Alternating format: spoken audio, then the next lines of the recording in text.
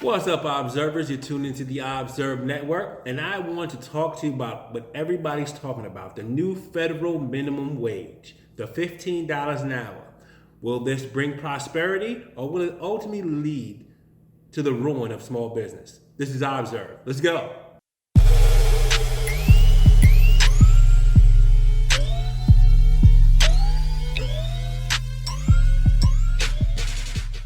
What's up, Observers? You're tuned into the Observ Network. I'm your host, Javon Ingram, and today I want to talk to you about a subject that's really pushing my buttons, and that's on the national talking stage at this time, the $15 an hour federal minimum wage. Now, it's my personal opinion that the federal government should stay out of this, and it should be a state matter, a state-run matter. You can't put $15 an hour across the board. The cost of living in different states would require a different minimum wage to keep the companies and to keep business flowing in those cities and areas. The cost of living in New York and the cost of living in Alabama are two different costs of living that don't require the same minimum wage. What happens is when you raise the minimum wage to an unreasonable standard, what you do is you handicap small business. I'll give you an example. A coffee shop in Starbucks. Starbucks is a big conglomerate. Joe Smo Coffee Shop is a small local business, one location that they're growing. Now, they both use coffee grounds from the same area. They both get milk from the same area. But Starbucks buys so much of their product, the coffee, the milk, they buy so much of the materials that they get it for a very low price. Where Joe Smo Coffee Shop buys a small quantity for one location. So they're not paying the same price for the goods to create that coffee.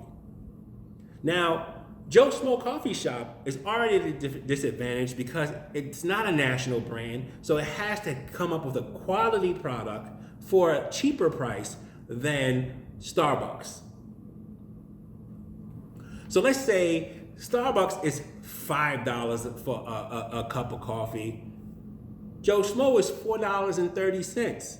That keeps him competitive with the large, well-known brand that is 60 cents cheaper.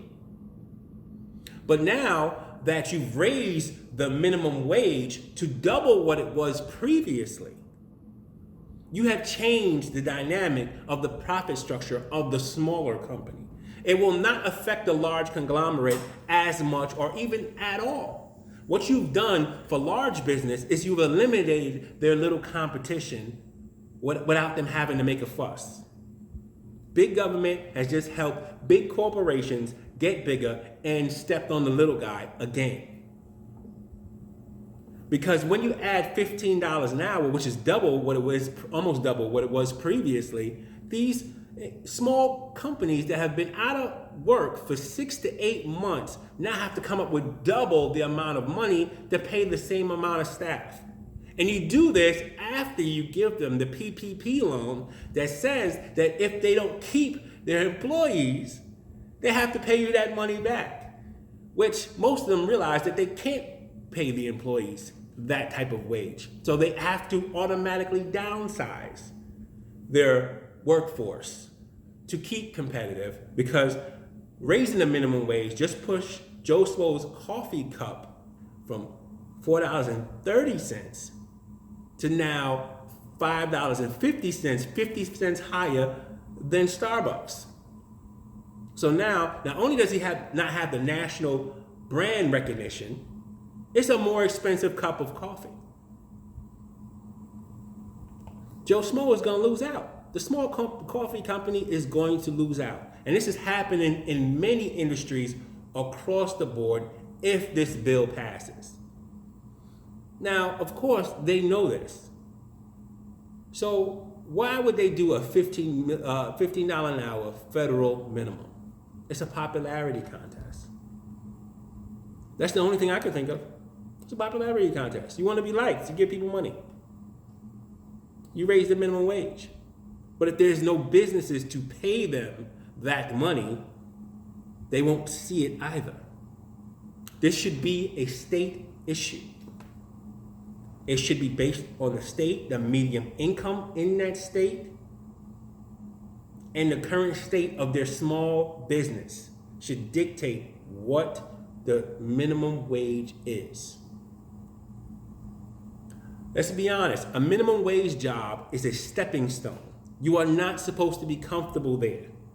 That is not a $20 an hour or $50 an hour job.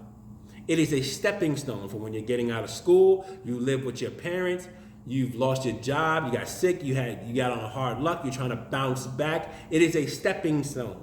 Those businesses know that they have a high turnover of employment. They will always be hiring people all the time because no one should stay in that position that long. That's not what that's for.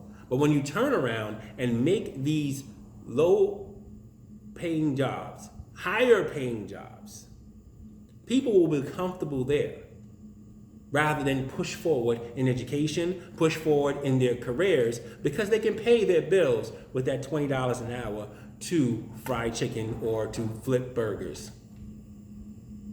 So you create this dynamic that stifles small business and stifles growth of the individual. So no, I don't believe it should be a federal minimum across the board. Certain places like New York and California that have a high cost of living, those should be $15 an hour. A lot of the other places, the more rural or smaller places, it should not be as high as $15 an hour. And the states should decide this. City councils should decide this. Don't take away the little competitive edge that small business has. They've been devastated in 2020. The large conglomerates are still going on. Banks have bailed them out. Who's bailing out the little guy? I'm seeing stories all across the news of people losing everything they have, mortgaging their house to keep their business going. Small businesses need reparations too. You made them close. You made them close. Small business did not decide to close. All of Walmart's small competitors did not decide to close. You closed them, and you let Walmart stay open. You deemed Walmart essential, but Joe's Coffee Shop not. The hypocrisy is endless. So, this is Javon, Observ, signing out, no $15 an hour. Let's go.